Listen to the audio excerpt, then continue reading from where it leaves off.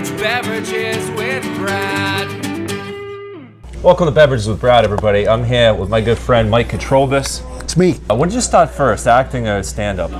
Stand-up back in '93. I was co-hosting karaoke, and then they go, "Hey, we're doing comedy night. Why don't you just introduce the comedians?" And then an agent came up and he goes, "Do you write material?" And I go, "What?" I go, "No, I'm just an idiot." And he goes, "Try to write some things down," and it just kind of went from there. I would make up these characters and I would try to put lines with them, and I still have the first tape I ever did. Is it painful to watch? So painful. But I come out on stage as a character. My pants pulled up to my chest with a hat on sideways. And what was the character? His name, like a nerd or something? Yes, his pants would pull up? very nerdy. His name was... Steve Urkel was the big rage back I guess maybe that's what it was. His name was Elmo McGee. I was talking like this. Yeah. Right? You sound like a Muppet. Pretty much. Tell me your best and worst experiences doing stand-up. Tuesday afternoon, 5 o'clock, up in the middle of Maine at a restaurant. But we weren't in the restaurant. We were outside on a flatbed truck. There were picnic tables with umbrellas. The truck was so high, all we could see were the umbrellas. We start going, and we decide to just get off the truck and stand on the ground because it was just dumb. A little bit more sense. When we get down there, there's like maybe 6 families having dinner. Throughout the entire show, you would hear, "Order number 57, your clam strips are ready." You know, I don't know if I have one like, oh my God experience, but I think one of the greatest steps I ever took was when I got booked in Atlantic City at the Borgata. 7 nights worth of shows. This sounds really good. Between 500 and 800 people a night at each show, and it was just that amazing. Sounds awesome. Tell me how you got into acting now.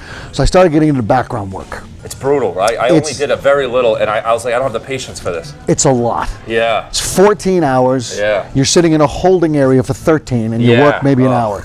My first movie was Mall Cop. But do you have a pair of scissors? I don't have a pair of scissors. I can open it with my teeth. Do you want to show I do have something. I do have something you can use. He has a machete. You can say hi. She's camera shy, but she's having trouble opening this package. And I feel like I could probably get this with my hands. I'm pretty strong. I do steroids. Well, see? you are. Look at this. Look at this. The strength. I mean, after I would make all that work to find this thing. Look at that. Would you like some? I'm gonna eat a carrot just for all my hard work. So I'm watching The Equalizer on the couch with my wife, and I see a cop put one of the bad guys in the car. That's Mike Katrobis. I rewound it and I paused it. Did you get to meet Denzel Washington? Yeah. You did? Yeah, I mean, What was briefly. he like? Was he nice or was he a dick? He was always busy. Like he'd fist bump a couple. He's like, "Hey, what's up, guy? What's up, guy?" And it was Just like polite, but he's in polite. work mode. Some actors are nice. Some actors are pleasant. And there's a couple that I gotta say, dicks. yeah. I was gonna ask you, like, can you tell me who are dicks? But you probably don't want to say on camera, I guess, huh? I mean, it's more fun for me. But I don't know if get this if you don't want I don't know if this person's gonna see this. to. Nobody watches the show, so I hope you know that before you agree to this. Paul Blart. Kevin James was a dick. He wasn't. He just wasn't pleasant. He's done 3 or 4 movies here. He did that one where he was an MMA fighter, and I think he was trying to be so badass that he just wasn't pleasant, and it could have just been his folk. I don't know. Grown Ups 2 had all the guys in it: Sandler, Spade, Rock, the whole nine. So you worked on that too. And there were 300 of us a day, again, during the big party scene. He was the only one that would never even mingle with anybody.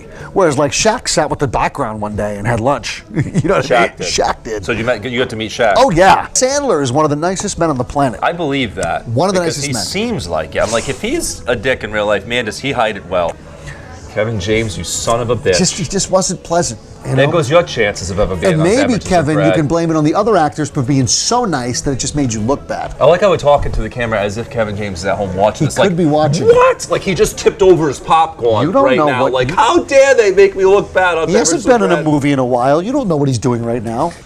So, look, if we've learned one thing here so far today, is that Kevin James is a dick. I'll tell you my best memorable experience was with Arthur Fonzarelli. The Fonz. Yeah, Wow. Henry Winkler. It was a very small scene, but it was on a break. I went to the snack table to get something. he comes walking in to get a cup of coffee, and I go, I have to say hi. Yeah. And we're not supposed to talk to the actors, by the way. So, You're less than human. but I'm in there and no one's around.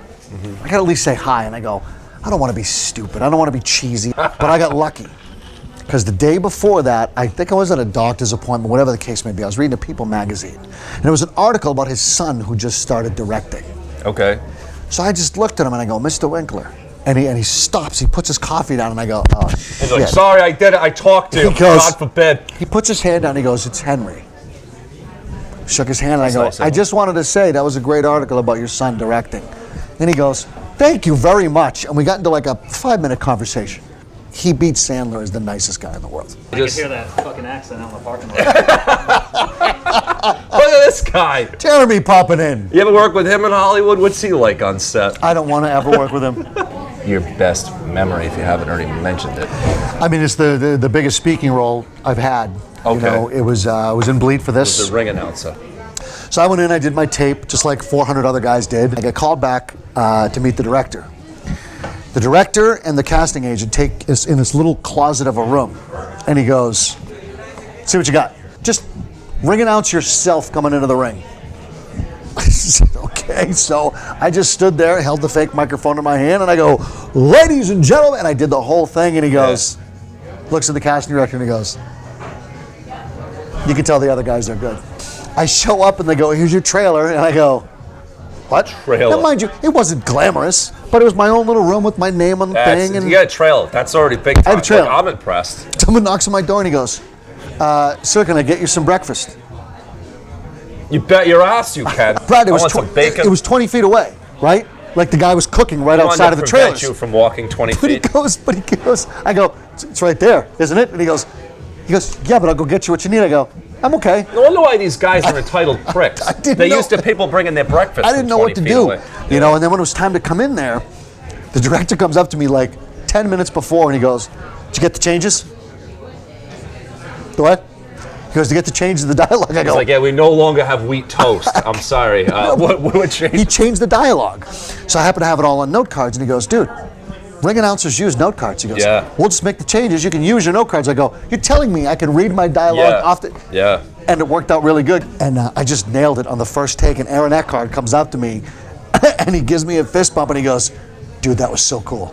Wow. Two-Face. What a guy. Two-Face. Mike, I appreciate you doing the show. Any final words for the viewers? Yes, I want to thank Brad.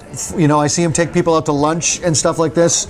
I'm in a VFW hall with a bottle of water, and that's where I feel I am in the list of Brad's friends.